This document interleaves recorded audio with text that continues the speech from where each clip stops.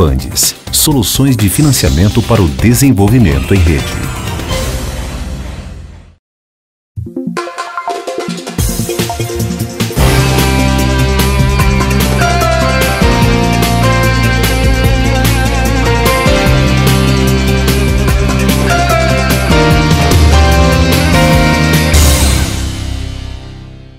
Olá, bem-vindo a Mercados e Negócios. Hoje a gente entrevista o presidente do Conselho Regional de Economia, Eduardo Araújo. Eduardo, obrigado por sua presença aqui em Mercados e Negócios. Senhor Eduardo, as pessoas falam muito hoje, ouvem muito discutir tal, o ajuste fiscal, né? O ministro Joaquim Levy fala de que precisa fazer o ajuste, mandou para o Congresso não julga o ajuste, não debate o ajuste, não vota, a presidente pede o ajuste, alguns deputados pedem o ajuste. O que afinal é esse tal de ajuste fiscal que está interferindo tanto no dia a dia do Brasil?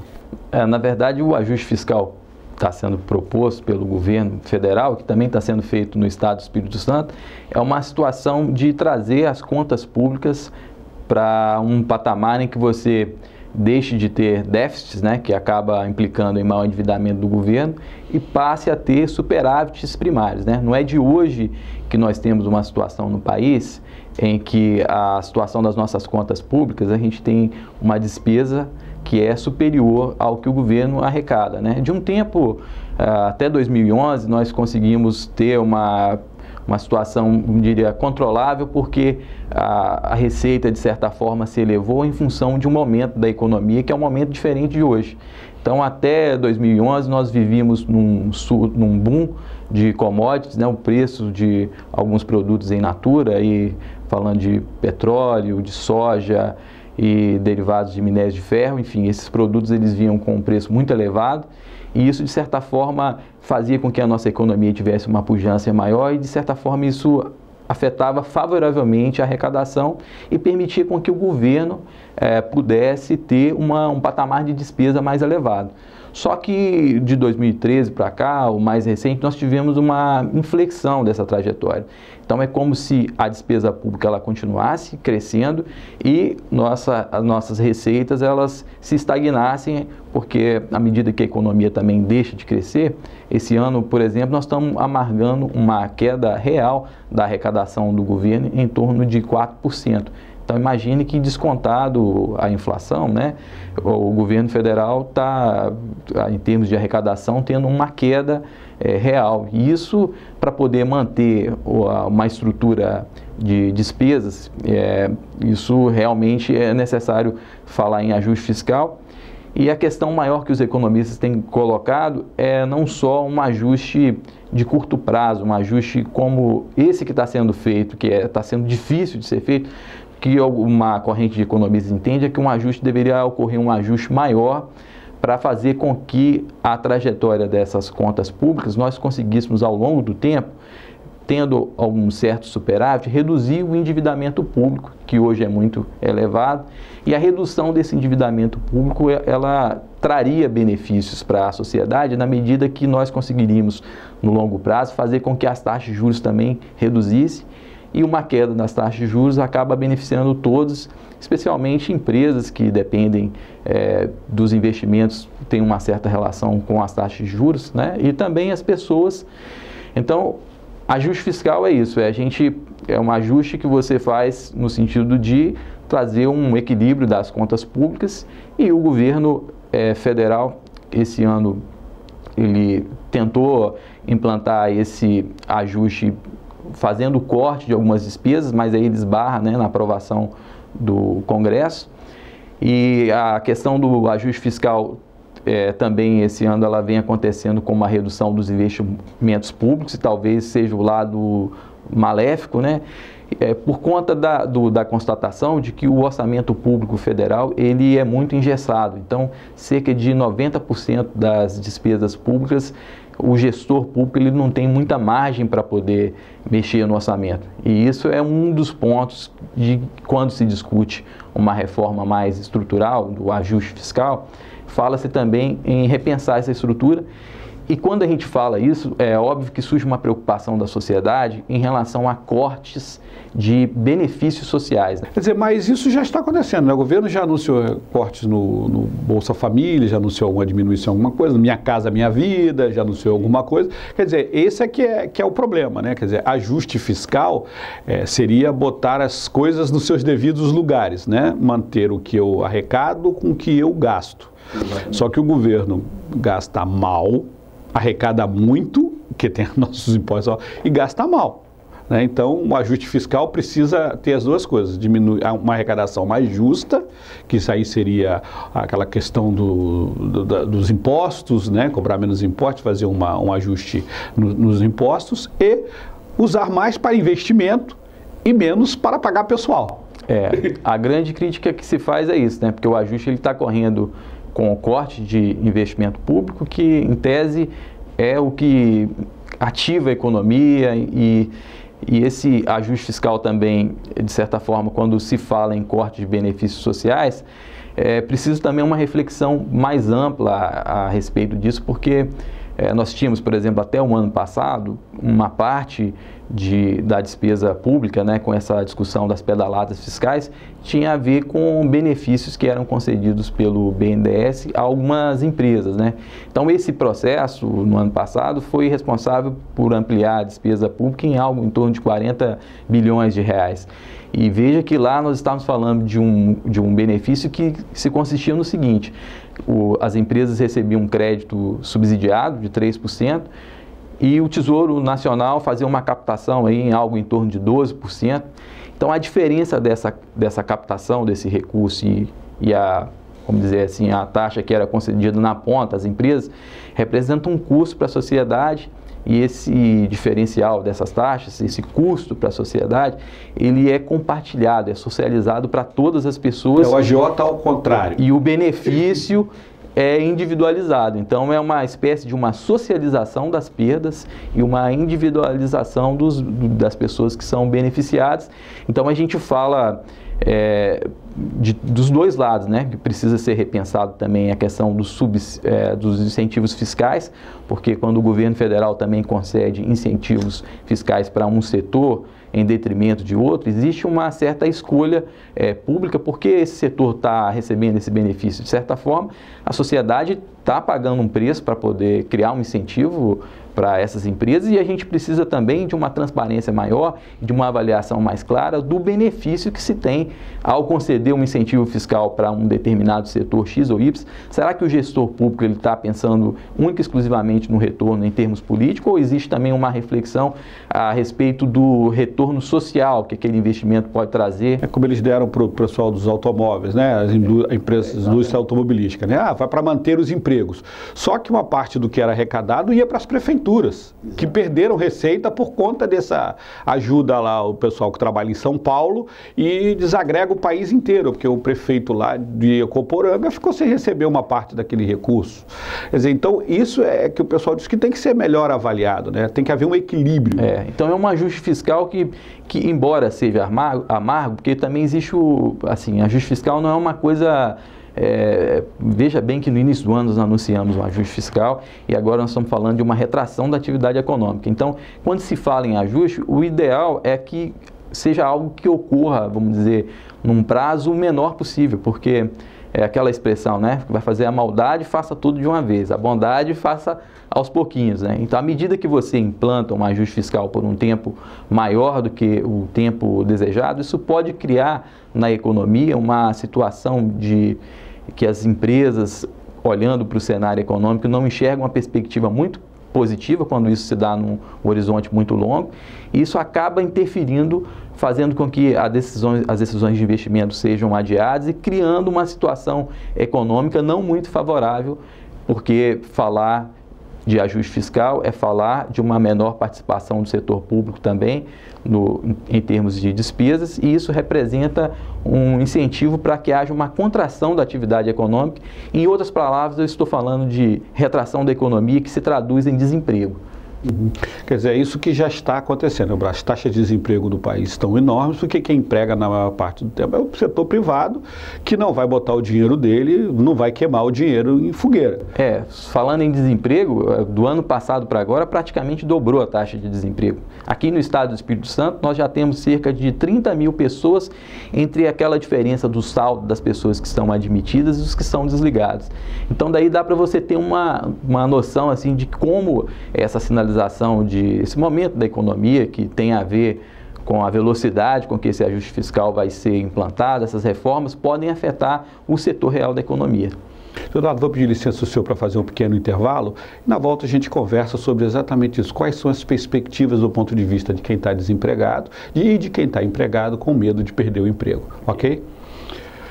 Mercados e Negócios entrevista hoje o presidente do Conselho Regional de Economia. A gente volta daqui a pouco. Até já.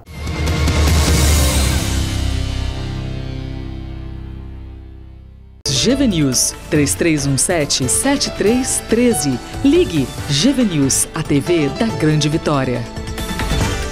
Em momentos de crise econômica, um financiamento pode ser a solução para seguir em frente e não ficar no meio do caminho, ainda mais em comunidades com vulnerabilidade social. Pensando nisso, o Bandes criou o programa Bandes Comunidades. Ele possibilita o desenvolvimento dos pequenos negócios de forma articulada, gera emprego e renda, promove o desenvolvimento sustentável e fortalece a economia criativa. Entre em contato com o Bandes, o Banco de Desenvolvimento do Espírito Santo. Informações sobre linhas de financiamento, Bandes atende 0800 283 4202 ou www.bandes.com.br. Credibilidade, profissionalismo, agilidade. GV News, porque a informação é coisa séria.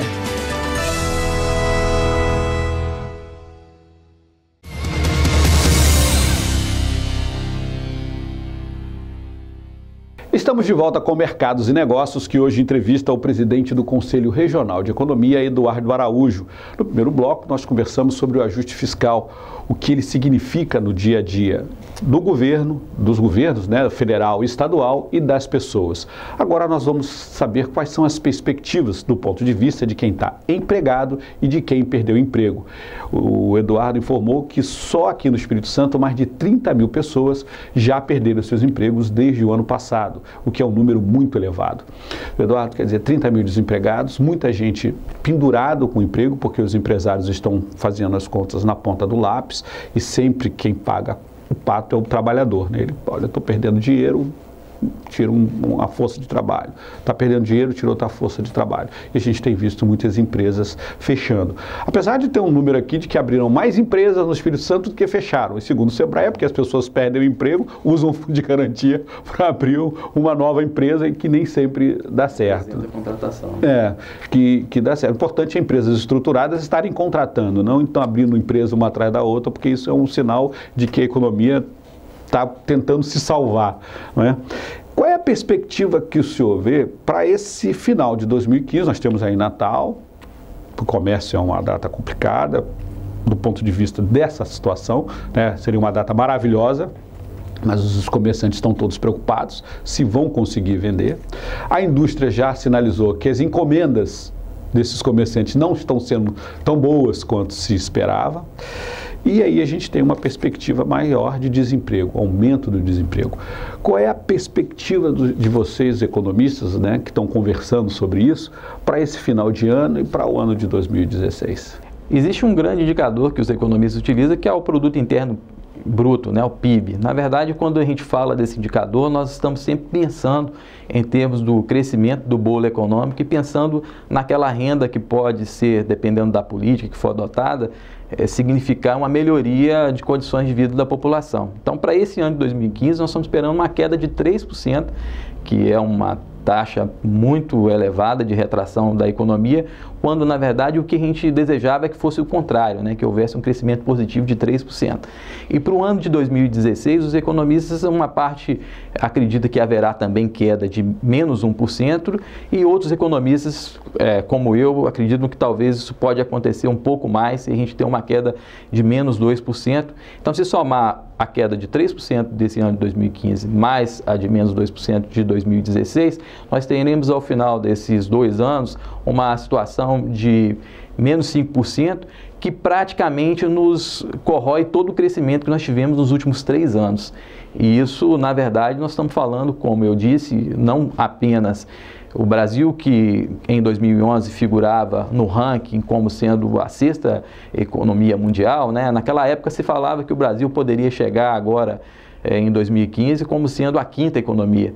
Então, com essas mudanças todas e também com a desvalorização cambial, o que se espera é que a gente atinja a posição de 9ª economia mundial. Então, representa não é apenas uma questão de ranking, de estar bem ou mal colocado no ranking, mas o que a gente fala é porque existe um crescimento vegetativo da população, que cresce alguma coisa em torno de 1% ao ano, e para fazer face a esse crescimento populacional, a gente precisa ter um bolo maior de renda, de recurso financeiro que circula, para que esse recurso, sendo distribuído de uma forma equitativa, possa possibilitar uma melhoria das condições de vida da população e que a gente consiga nos aproximar ainda mais àquilo que acontece nos países desenvolvidos. Fazendo uma comparação com uma família, como se tivesse um filho novo e o pai está ganhando menos. Exatamente. Quer dizer, o Brasil está empobrecendo. Exatamente. Essa é a realidade. Nós estamos tendo mais filhos, mas a renda da família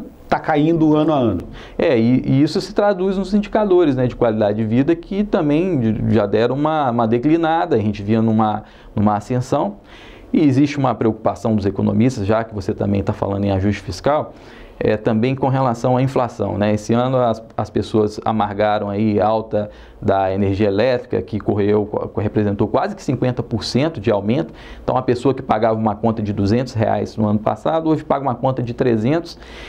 E a inflação deve atingir 10%, alguma coisa abaixo de 10%, e a gente esperava, os economistas esperavam que em 2016 nós tivéssemos uma conversão da inflação para aquele patamar que nós consideramos mais aceitável, que seria alguma coisa em torno de 4,5%, mais 2% para cima, que daria em torno de 6,5%, né? Só que o que já aconteceu em função da elevação da taxa de câmbio é que a expectativa agora é de que a inflação em 2016 ela atinja alguma coisa em torno de 7,5%. Então, isso para os economistas passa a ser um problema, e eu falo isso porque a gente estava falando de ajuste fiscal. Existe uma expressão técnica para os economistas que está ganhando um certo destaque, uma discussão, que é a chamada dominância fiscal, que é uma situação na qual a política monetária, as medidas que o governo utiliza, por exemplo, para controlar a inflação através de elevação das taxas de juros, que isso tem perdido a eficiência. A política monetária tem perdido eficiência justamente por conta, em decorrência do fato da dívida pública estar muito elevada. Então, à medida que o governo, que a gente fala dessa dominância fiscal, a gente fala da incapacidade da política monetária em controlar a inflação do Banco Central, fazer o trabalho dele. Exatamente, através do controle da elevação dos juros, porque na medida que o governo porque o modelo ideal seria o seguinte: nós teríamos uma situação em que o governo, aumentando a taxa de juros, já está em um patamar de 14,25%. Então, o governo aumentando essa taxa de juros, nós teríamos uma retração de demanda e a inflação voltaria, né, ao seu patamar desejado. Esse ano isso não aconteceu, mesmo com retração da demanda, porque a gente teve o problema desses preços administrados, que eu estou falando da energia elétrica, que estavam represados até 2014, que esse ano foram soltos, e isso fez com que a inflação chegasse nesse patamar, apesar das pessoas estarem procurando menos, consumindo menos, enfim. E para o ano de 2016, o problema passa a ser a questão do câmbio que eu coloquei, e o fato de que o Banco Central já não pode mais elevar tanto os juros, porque nós já pagamos alguma coisa em torno de 500 bilhões em dívida pública, né? Então, o serviço da dívida pública, os juros que o governo federal paga, porque à medida que ele aumenta a taxa de juros, existe um custo também, que é o custo do próprio endividamento do governo. Porque o governo também tem a sua dívida pública amarrada a essa taxa Selic. Então, à medida que ele eleva essa taxa Selic, ele também aumenta o seu endividamento.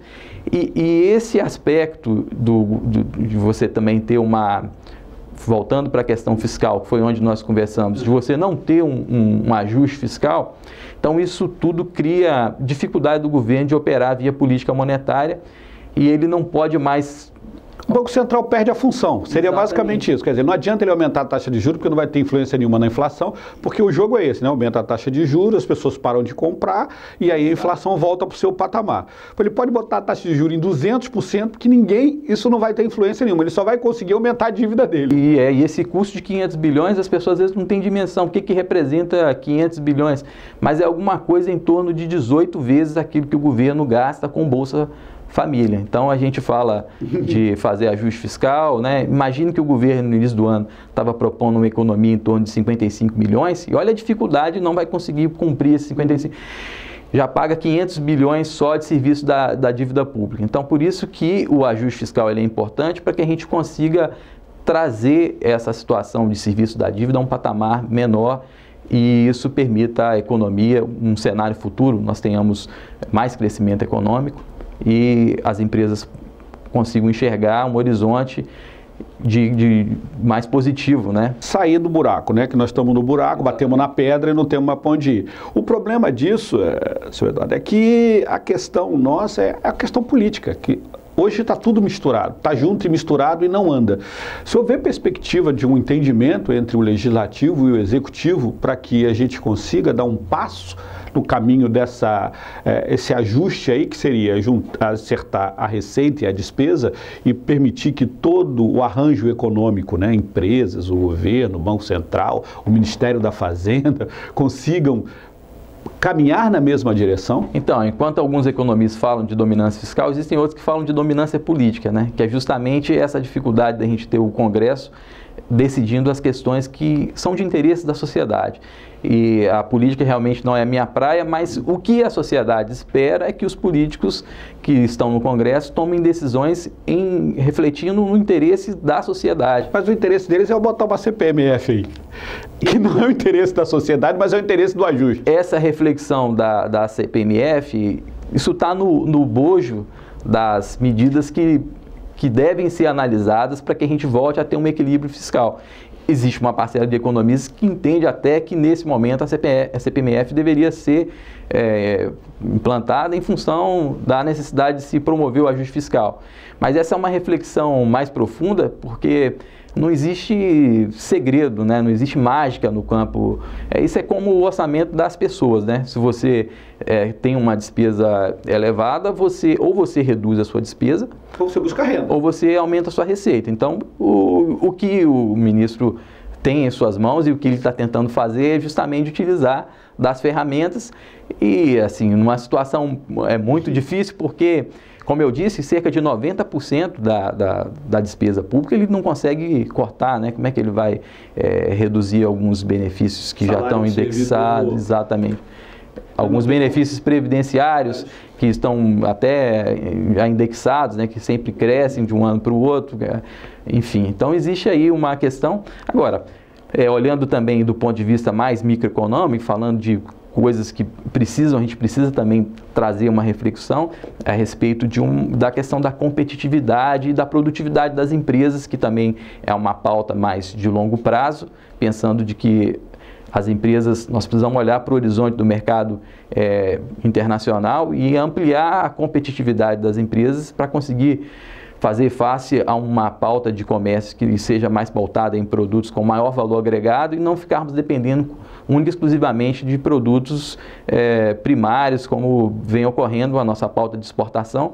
À medida que a gente consegue ter empresas mais competitivas lá fora, e isso representa um ingresso de renda para a nossa população e é o que se espera. E para as famílias, para poder encerrar minha fala, né, a gente também, assim, enquanto não ocorre o ajuste fiscal do governo, as famílias e as empresas podem começar a fazer o dever de casa. E nós, economistas, o que nós observamos é que existe um certo, tanto para as famílias, dificuldade de tomar decisões financeiras. Veja que no Brasil nós temos cerca de 50 milhões de pessoas que estão inadimplentes. Eu não estou falando nem de endividamento, né? Porque dívida você contrai, mas quando você deixa de pagar a dívida, você entra numa situação de inadimplência. Então imagine que de cada brasileiro que nós temos, de cada 5 brasileiros, vamos colocar, 4 brasileiros, nós temos um que não paga suas contas. Que não está pagando as suas contas em dias. Isso é um reflexo de que as decisões financeiras, as pessoas, cartão de crédito, que daí 400%, então existe uma dificuldade das pessoas tomar decisões financeiras, e isso às vezes também ocorre nas empresas, que nesse momento, na nossa reflexão, não é apenas uma questão de cortar despesas, mas é uma questão de ter um domínio maior sobre as finanças. E a gente avalia especialmente o caso das pequenas empresas, acaba não tendo muito controle, não sabe exatamente os custos que estão relacionados a um determinado produto, que produto oferece uma vantagem maior em termos de retorno para a empresa, onde podem ser feitos os cortes, né, e onde precisa ser tomadas decisões financeiras para que essas empresas não também façam o dever de casa delas, o ajuste, levando em consideração essas informações que nós colocamos de que o cenário para o próximo ano é um cenário de retração econômica. Então as famílias precisam fazer o dever de casa, ter uma noção maior. Os economistas, dá a impressão de que os economistas sempre vêm falar que você precisa cortar, né? Mas não é necessariamente cortar. O nosso papel é um papel no sentido de evidenciar, tornar explícito, demonstrar esses gastos para que as pessoas consigam, por conta própria, tomar suas decisões e ter uma noção maior de que eu não posso, por exemplo, contrair uma despesa com cartão de crédito, por exemplo, pagando 400%. É inviável para qualquer um. Contrai uma dívida de 100 e vai pagar no final do ano 500, 100 do principal, mais os 400 de juros. Então, assim, a gente também coloca essa importância do papel da sociedade, as empresas e as pessoas em consultarem economistas nesse momento de ajuste, que também precisa ser feito nas famílias, nas empresas. Então, os economistas estão à disposição e nós entendemos que os profissionais mais indicados para dar essas orientações. Esse é o momento de que todo mundo tem que participar de um ajuste, né? Faz o ajuste na família, faz o ajuste na empresa, faz o ajuste nas prefeituras, faz o ajuste do governo do estado, faz o ajuste do governo federal, faz o ajuste nos poderes. Todo mundo tem que reduzir custos e tornar mais eficiente, né? As empresas mais eficientes, o governo também mais eficiente e as famílias com isso tomando decisões que sejam dentro aí dessa nova realidade. Senhor Eduardo, eu queria agradecer a sua participação aqui em Mercados e Negócios, convidá-lo para voltar outras vezes. A gente vai... A situação é complicada, né? E a tendência é que a gente tenha que discutir, conversar, porque cada um vá buscando suas próprias saídas aí, né? Quando a gente fala de crise, a gente não é uma questão de você se assustar e retrair, né? Principalmente falando de empresas, mas é uma questão de você ter um olhar mais cuidadoso do ponto de vista das finanças e não perder essa dinâmica, essa criatividade que o brasileiro tem para inovar. As empresas no Brasil têm uma capacidade muito grande de adaptação e as pessoas também. Então a gente deve utilizar isso de uma forma positiva para também não deixar com que a crise afogue os nossos ânimos e isso acabe criando uma espiral que não é o que nós desejamos. Nós queremos chegar a um círculo virtuoso e assim a gente espera que as pessoas se preparem para que realmente tenham consciência das decisões que estão tomando para que a gente consiga reverter num menor prazo possível todo esse problema que nós vivemos do ponto de vista econômico. Ok, obrigado mais uma vez pela participação. Obrigado. Obrigado por assistir Mercados e Negócios. A gente volta na próxima semana com uma nova entrevista. Mercados e Negócios, traduzindo o economês para o português.